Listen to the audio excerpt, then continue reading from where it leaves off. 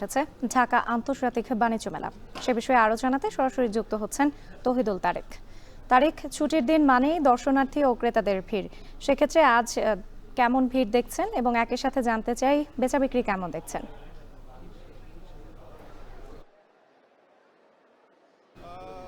আমি শুরুতে একটু বলতে চাই যে আজ শুক্রবার উপলক্ষে যে বিষয়টা আর কি আপনি উল্লেখ করেছেন যে ছুটির দিনে আসলে মানুষের একটু অবসর সময় থাকার কারণে আসলে তারা বের হন।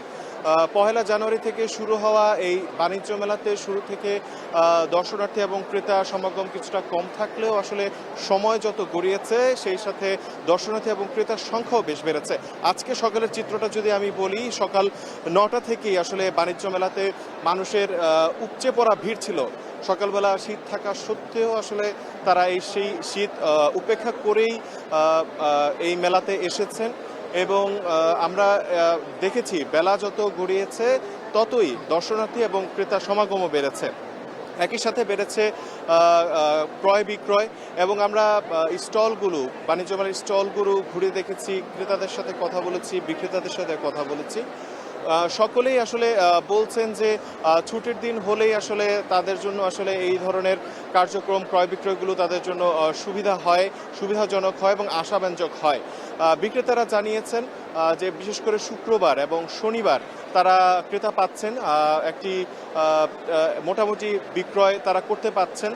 এবং একই সাথে আমি এই বিষয়টা একটু জানাতে চাই যে সময় যত গড়াচ্ছে ক্রয় বিক্রয় ততই বাড়ছে। এই বাণিজ্য মেলার আর এক সপ্তাহ বাকি রয়েছে। সেই দিক থেকে বিবেচনা করা গেলে বিক্রেতারা বলছেন যে ক্রেতারা আসলে যত সময় যাচ্ছে তারা জানতে পারছেন মেলা সম্পর্কে। ঢাকা থেকে একটু দূরে হওয়ার কারণে মেলার স্থান সম্পর্কে তারা আসলে একটু দেরিতে জানছেন, আবার পরিকল্পনা দেরিতে করার কারণে তারা আসলে একটু পরে মেলাতে আসছেন। তো তারা আশা করছেন যে সময় যত গড়াবে শেষ এক সপ্তাহে এই ক্রেতা সমাগম আরও বাড়বে। এবং একই সাথে ক্রেতাদের সাথে যখন আমরা কথা বলেছি, দর্শনার্থীদের সাথে কথা বলেছি, তারা বলছেন আসলে যে শুক্রবার এবং অন্যান্য দিন বা সাপ্তাহিক ছুটির দিনগুলোতে তারা আসলে সময় পান, আসতে পারেন পরিবার পরিজনদেরকে নিয়ে। এবং আরেকটি বিষয় জানাতে চাই যে বাণিজ্য মেলা থেকে শুধু ঢাকা থেকেই নয়, সারা দেশ থেকেই মানুষ আসছেন এই মুহূর্তে। আমরা কথা বলেছি, দাম সম্পর্কে জানতে চেয়েছি, তারা আসলে ক্রেতারা বলছেন দাম সম্পর্কে একটা মিশ্র প্রতিক্রিয়া রয়েছে তাদের। অনেকে বলছেন যে বাহির থেকে কিছুটা বেশি দামে আসলে এখানে পণ্য বিক্রি করা হচ্ছে, আবার অনেকে বলছেন যে মোটামুটি একটি ভালো দামেই তারা ক্রয় করতে পারছেন। এর সাথে সাথে আমি আরেকটু যুক্ত করতে চাই যে বিদেশি যেই দোকানগুলো রয়েছে, যে পণ্যগুলো রয়েছে, সেই স্টলগুলোতে মানুষের সমাগম আমরা দেখতে পাচ্ছি।